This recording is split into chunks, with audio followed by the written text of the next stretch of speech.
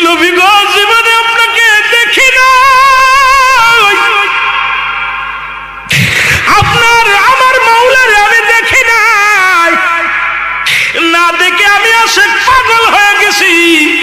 নবী গো আজকে বলে দাও তুমি আমি পোশাক ছাড়বো নাকি ছাড়বো, আমি জীবনটা দিয়া দিবনি। ইলহামের মাধ্যমে শুনতে পাই,